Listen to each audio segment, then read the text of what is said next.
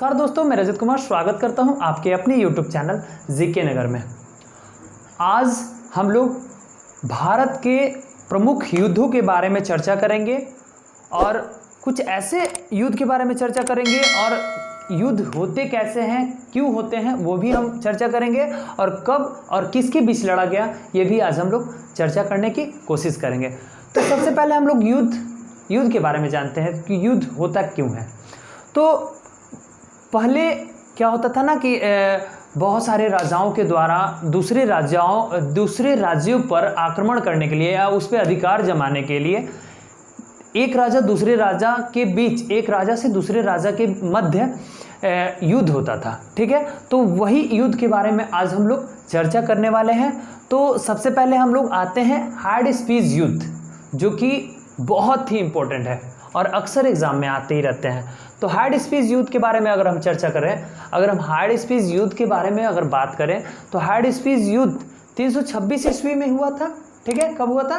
326 ईस्वी। आप याद रखिएगा, अक्सर एग्जाम में यही आते हैं कि हार्ड स्पीच युद्ध किसके बीच और कब हुआ था। ठीक है, तो हार्ड स्पीच युद्ध 326 ईस्वी में हुआ था और किसके बीच हुआ था? तो सिकंदर और पोरस के बीच। सिकंदर और पोरस के बीच, याद रखिएगा, सिकंदर और पोरस।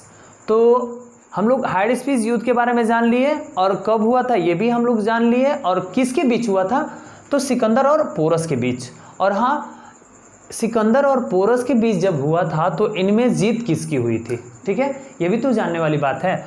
तो हार्ड स्पीच युद्ध में सिकंदर और पोरस के बीच जो युद्ध हुआ उसमें सिकंदर की जीत हुई थी।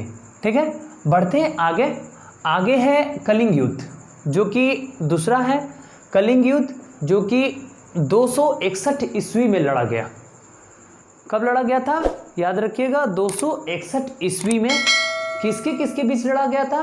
तो ये सम्राट अशोक और कलिंग के मध्य लड़ा गया था। कलिंग के मध्य, जिसमें जीत हुई थी सम्राट अशोक की। किसकी जीत हुई थी? सम्राट अशोक की जीत हुई थी।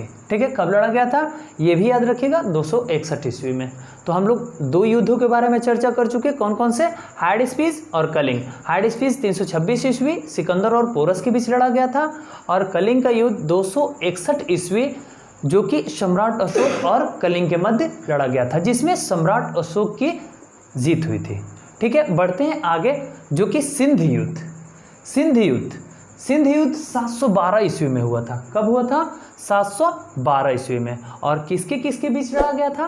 तो सिंध युद्ध 712 ईस्वी में तो लड़ा गया, बट मोहम्मद कासिम और दाहिर के बीच,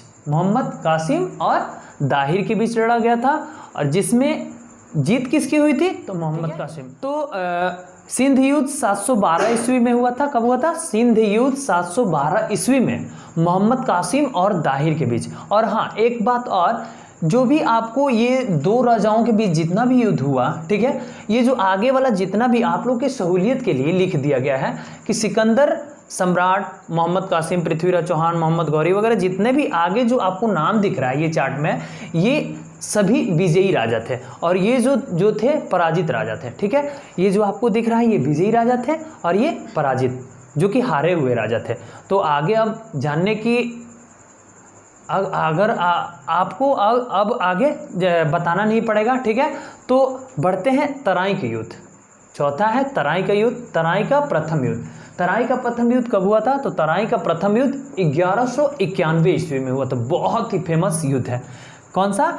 तराई का प्रथम युद्ध, जो कि 1191 ईस्वी में हुआ था और किसके बीच हुआ था? तो पृथ्वीराज चौहान और मोहम्मद गौरी के बीच, जिसमें पृथ्वीराज चौहान इसमें विजयी राजा था। आपको पहले ही बता दिया गया है कि जो कि आगे जितने भी राजाओं का नाम लिखा हुआ है वो विजयी राजा थे।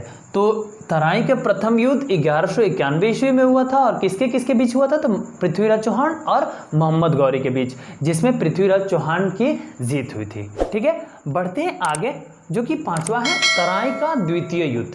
तराई का द्वितीय युद्ध है जो कि 1192 ईस्वी में लड़ा गया। किसके बीच लड़ा गया था? तो मोहम्मद गौरी और पृथ्वीराज चौहान के बीच ही लड़ा गया था। मोहम्मद गौरी और पृथ्वीराज चौहान के बीच ही लड़ा गया था, जिसमें मोहम्मद गौरी की जीत हुई थी। किसमें? तराई के द्वितीय युद्ध में। और कब लड़ा गया था? तो 1192 ईस्वी में। बढ़ते हैं आगे। चंदावर युद्ध। चंदावर युद्ध बहुत ही फेमस, बहुत ही परीक्षा में आने वाला, अक्सर एग्जाम में ये आते रहते हैं। चंदावर का युद्ध जो कि 1194 ईस्वी में लड़ा गया था। 1100, यह आप याद रखिएगा, 1194 ईस्वी में किसके किसके बीच लड़ा गया था? तो मोहम्मद गौरी और जयचंद, राजा जयचंद, मोहम्मद गौरी और राजा जयचंद के बीच लड़ा गया था, जिसमें मोहम्मद गौरी की जीत हुई थी। थोड़ा सा रिकॉल के लिए हम लोग पीछे भी बढ़ लेते हैं। हाइडेस्पीस युद्ध 326 ईस्वी में किसके किसके बीच? सिकंदर और पोरस के बीच लड़ा गया था, जिसमें सिकंदर की जीत हुई थी। कलिंग युद्ध, कलिंग का युद्ध 261 ईस्वी में लड़ा गया था, जिसमें सम्राट अशोक और कलिंग के मध्य युद्ध हुआ, जिसमें सम्राट अशोक विजयी हुआ। ठीक है। सिंध युद्ध 712 ईस्वी में हुआ, जो कि मोहम्मद कासिम और दाहिर के बीच हुआ, जिसमें मोहम्मद कासिम विजयी राजा था। ठीक है। तराई के प्रथम युद्ध की बात करें तो तराई के प्रथम युद्ध 1191 ईस्वी में पृथ्वीराज चौहान और मोहम्मद गौरी के बीच हुआ, जिसमें पृथ्वीराज चौहान की जीत हासिल हुई। ठीक है। बढ़ते हैं तराई का द्वितीय युद्ध। तराई का द्वितीय युद्ध 1192 ईस्वी में हुआ। किसके किसके बीच? मोहम्मद गौरी और पृथ्वीराज चौहान के बीच हुआ था। तो मोहम्मद गौरी जिसमें विजयी राजा था। ठीक है। इसमें मोहम्मद गौरी की जीत हासिल हुई थी। बढ़ते हैं चंदावर युद्ध की ओर। चंदावर युद्ध 1194 ईस्वी में संपन्न हुआ, जो कि मोहम्मद गौरी और जयचंद के बीच हुआ। मोहम्मद गौरी और जयचंद, जिसमें मोहम्मद गौरी की जीत हासिल हुई थी। बढ़ते हैं पानीपत। बाबर द्वारा लड़ा गया ये युद्ध है पानीपत का प्रथम युद्ध। तो पानीपत का प्रथम युद्ध 1526 ईस्वी में लड़ा गया था। 1526 ईस्वी में लड़ा गया था, और किसके बीच लड़ा गया था? तो बाबर और इब्राहिम लोदी वंश के अंतिम शासक थे इब्राहिम लोदी। ठीक है। और ये मुगल वंश के शासक थे बाबर। ठीक है। तो बाबर और इब्राहिम लोदी के बीच लड़ा गया था, जिसमें बाबर की जीत हुई थी। अगर देखा जाए तो बाबर द्वारा 4 युद्ध लड़ा गया था, जो कि पानीपत का प्रथम युद्ध था, फिर खानवा का युद्ध था, घाघरा का युद्ध था, और एक आपको चंदेरी की युद्ध थी। ठीक है।